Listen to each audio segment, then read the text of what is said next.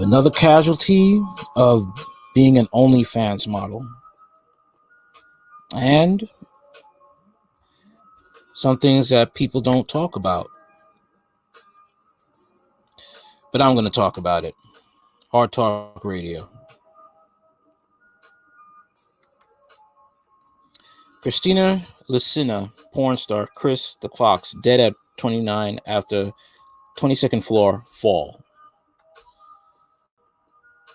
Kristina Lisina, a pornographic performer known as professionally as Chris the Fox, reportedly has died. She was 29 years old. Police are investigating the death of the popular Russian Pornhub and OnlyFans star who allegedly fell from the 22nd floor of a high-rise building in St. Petersburg, according to local news outlet Moscow Komsomolets. Investigators have made no official announcements, but East 2 West News has reported that her body was found near a residential area in a Nevsky district, and her hand contained a coin inscribed with the words, "You're always in my heart." Security cam footage appears to have captured Lisina entering the building while eating a bag of chips, as well as the gruesome image of her body on the ground outside the building. Wow. The death of the adult entertainer was announced by her boyfriend, who goes by the name Rustam M., the Sun reported. He asked subscribers to help organize and pay for her burial. Greetings to all. June 29th, 2021. My girlfriend, Kristina Lisina, also known as Chris the Fox, passed away. He wrote on Russian social networks. For a funeral, 80,000 rubles are required. We ask all those who are not indifferent to help financially and repost. Damn. That is something, man.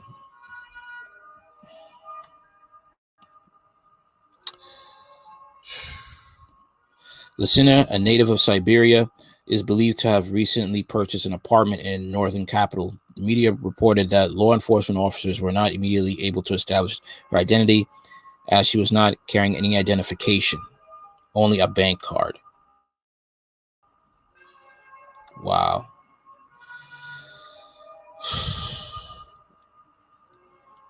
This is sad, man. This is real messed up.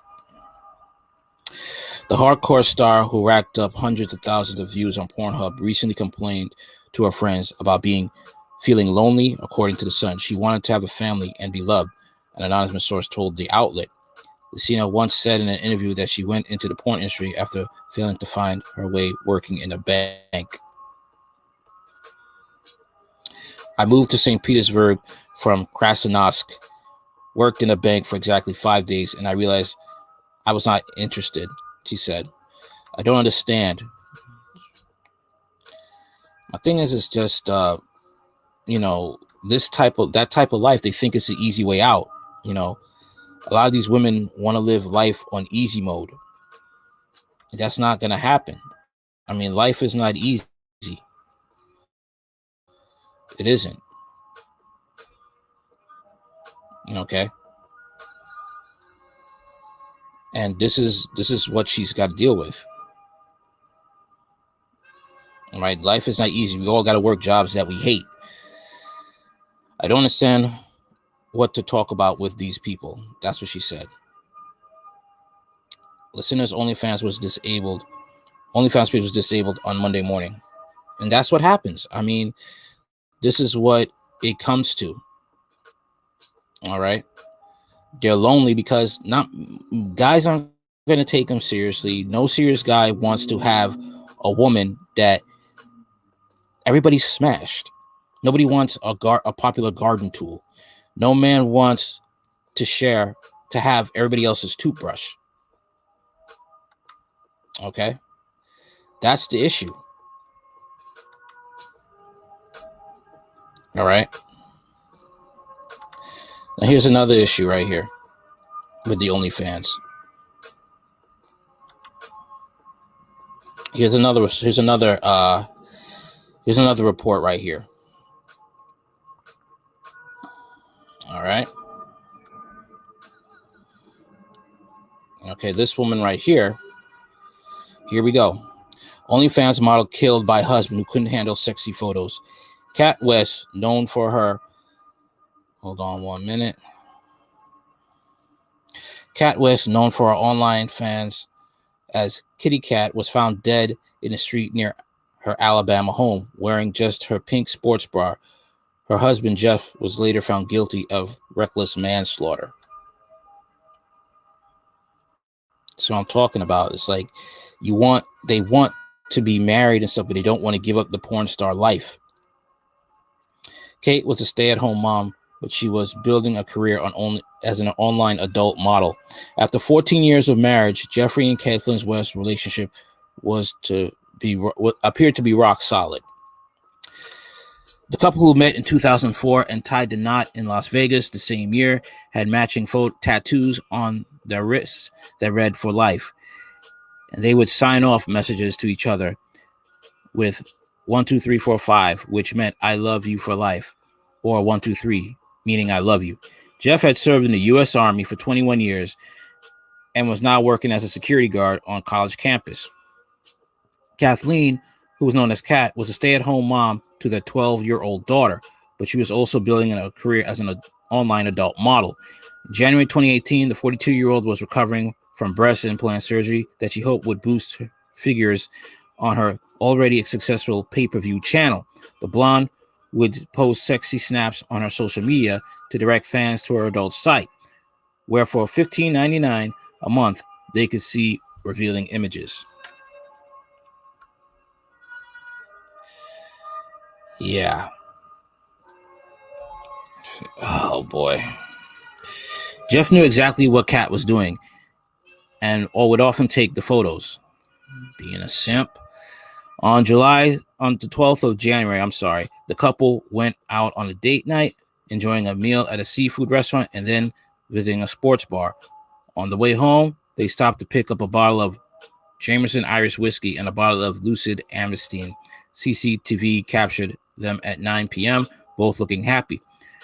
After more drinks back at their house in the Calera, Alabama, Jeff took some photos of Kat wearing a pink sports bra, multicolored knickers, and pink stilettos. The alcohol was involved.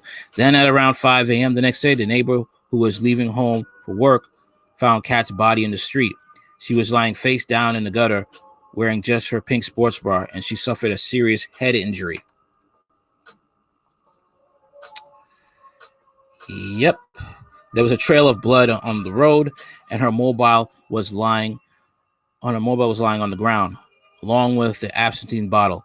Witnesses would later say the scene looked odd, as though staged. Police arrived. Jeff came out and reacted to his wife's death with horror.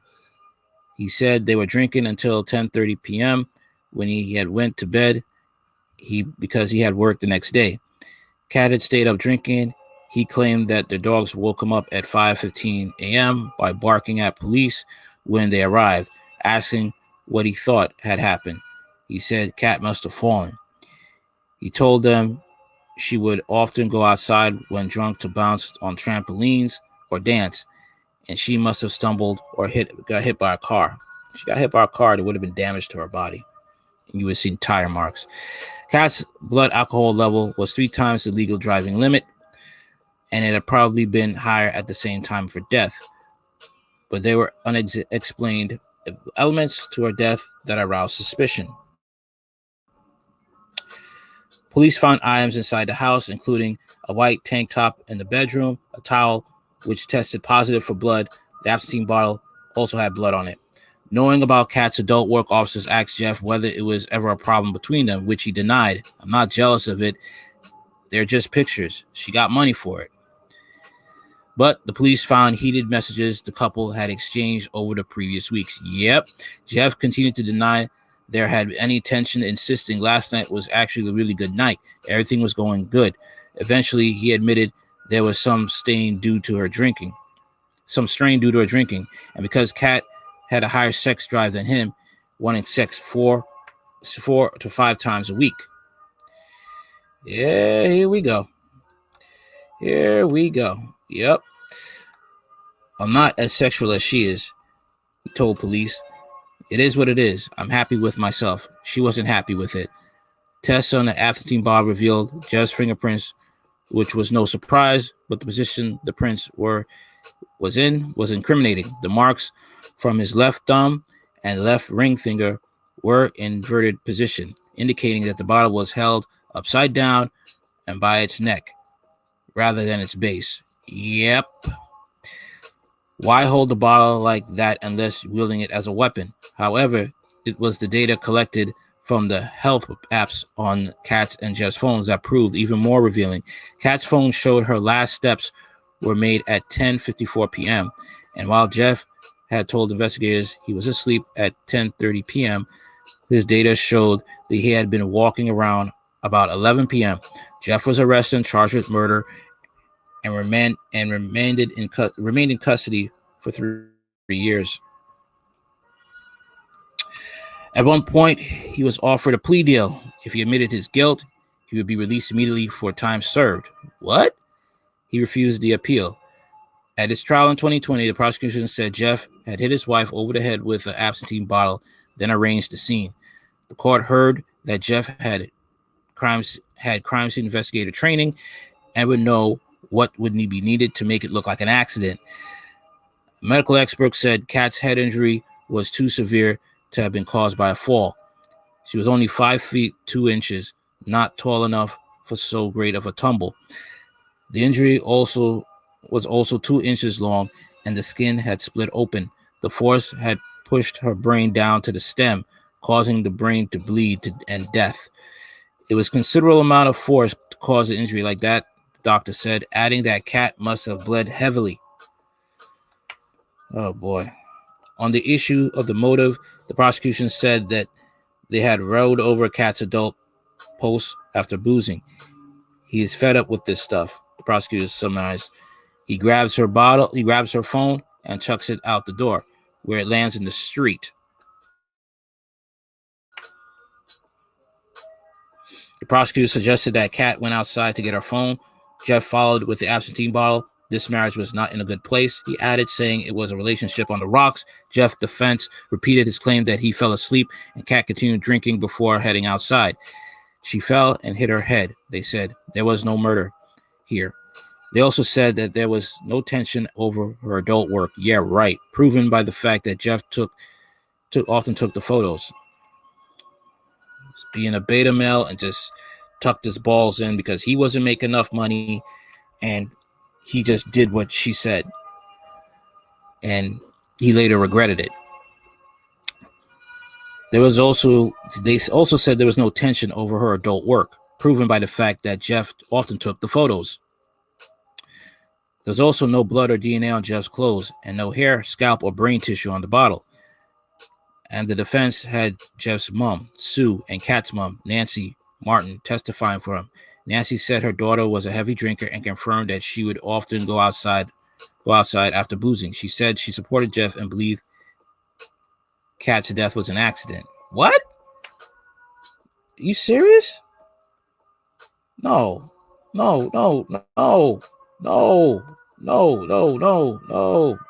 was murder. Come on now. Jeff was accused of lacking emotion during the probe, but his lawyer pointed out that he had been a soldier and that was how she was trained to react to tough situations. It depends. Soldiers have different jobs in the military. Not all of them face combat. However, the prosecution showed the intense text that the couple had exchanged ahead of Kat's death. 3 weeks before she died, she accused Jeff of throwing away 14 years of marriage. Another text that was sent around Christmas. I'm never doing this holiday again with you. But this was the data from the health apps that was damning, showing Jeff was moving around when he claimed to be sleeping.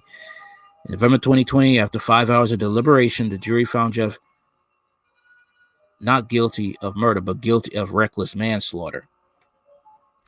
During the sentencing in February this year, he spoke of what he missed out on while he had been in prison, but didn't mention his wife by name. I lost my best friend, the 47-year-old said, seemingly focused on himself. Nancy pleaded for leniency, and the judge took it into account, but speaking of her support for Jeff, he added, in my opinion, she ignored the evidence. The judge took Jeff's military history and lack of a criminal record into account, but criticized him for not taking accountability for Kat's death in the plea deal. The jury had to do that for you, he said. What? Jeff was sentenced to 16 years and will get credit for 3 years already served. His lawyer said there would be an appeal. While Kat relished her adult work, she had no idea of the tension simmering beneath the surface of their marriage would boil over so tragically on that date night. I just see what wow. I mean, all I could say is he got a lot of leniency. I mean, he's doing 16 years. He's not going to get out anytime soon. He's going to be an old man, and he's going to face a lot of let's just say he's going to face a lot of assault in prison. A lot of assault on his manhood. All right. But this is the price that people are paying, these women are paying in the sex industry. Okay. Dude was a cuck. I'm going to just say that. He was a cuck. He was a straight up cuck.